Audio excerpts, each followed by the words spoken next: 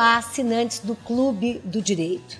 Hoje nós vamos conversar sobre os sistemas regionais de proteção de direitos humanos, com uma ênfase especial ao sistema interamericano.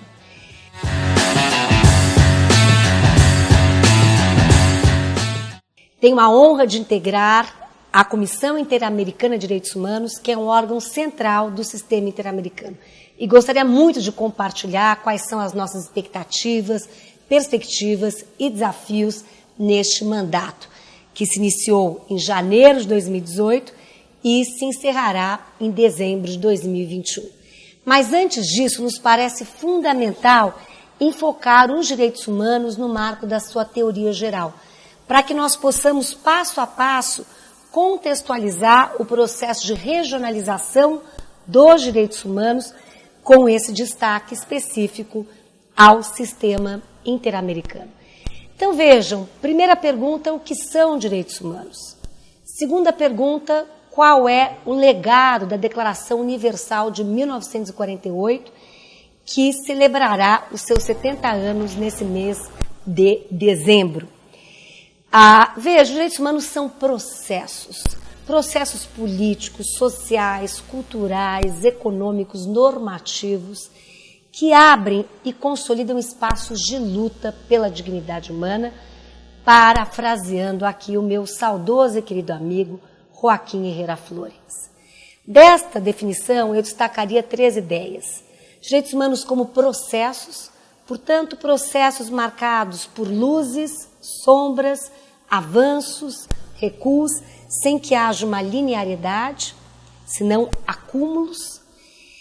Mais do que isso, processos que se baseiam em lutas emancipatórias em prol da salvaguarda da dignidade humana e da prevenção do sofrimento humano. Se os direitos humanos têm um cerne, uma alma, esta alma está justamente na proteção à dignidade humana e na prevenção ao sofrimento humano.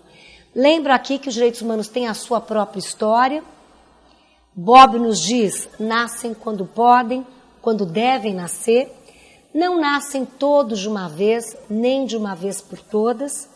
Hannah Arendt nos lembra, a cidadania não é um dado, senão um construído, em permanente processo de reconstrução.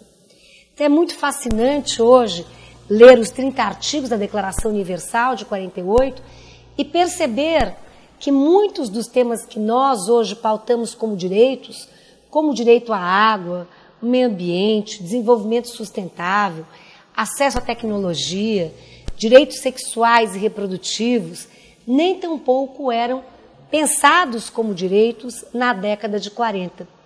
Então, sempre emblemático aí celebrar aniversários, como o da Declaração Universal, porque isso permite esta composição narrativa, aonde estamos, da onde partimos, para onde vamos, compondo uma análise retrospectiva a uma análise prospectiva, identificando quais são os grandes desafios, as grandes tensões e inquietudes dos direitos humanos. Eu diria também que os direitos humanos celebram, lembrando aqui Nancy Fraser, o idioma da alteridade. Simples assim, ver no outro um ser merecedor de igual consideração e profundo respeito, como também atenta Ronald Dworkin.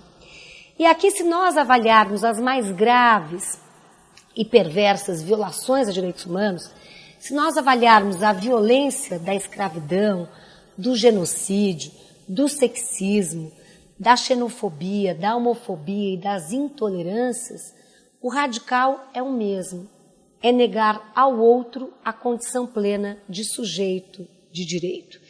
Portanto, menorizando ou vendo o outro como não ser. Este é um ponto fundamental, sobretudo na ótica contemporânea, em que há cada vez mais fortalecido o discurso do ódio, as polarizações, as intolerâncias, as hostilidades, lutar pelo respeito, ver no outro um igual em consideração e respeito, dotado desse direito, desenvolver as potencialidades humanas de forma livre, autônoma e plena.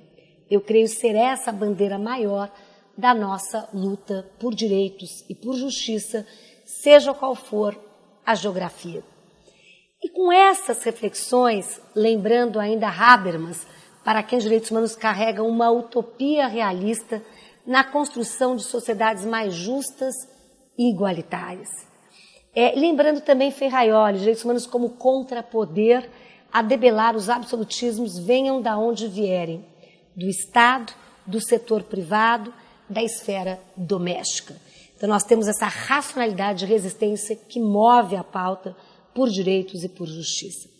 Então, feita essa reflexão preliminar, vamos agora transitar para a segunda pergunta. Qual é o legado da Declaração Universal de 48? Como é que a Declaração inaugura um novo olhar a respeito dos direitos humanos? Porque esse vetor ideológico, esta racionalidade da Declaração Universal, vai impactar todo o processo de regionalização dos direitos humanos.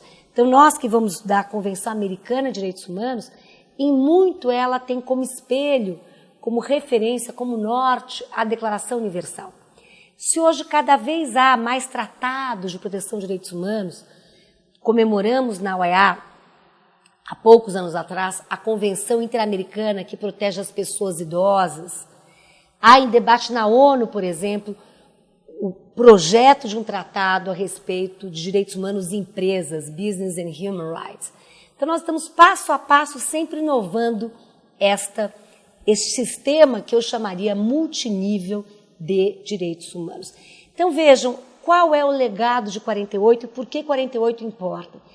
Eu vejo na Declaração de 48 esse norte que confere uma certa coerência, uma unidade, um sentido em todo esse sistema multinível que nós vamos detectar que está em constante processo de pavimentação e construção no que se refere aos direitos humanos.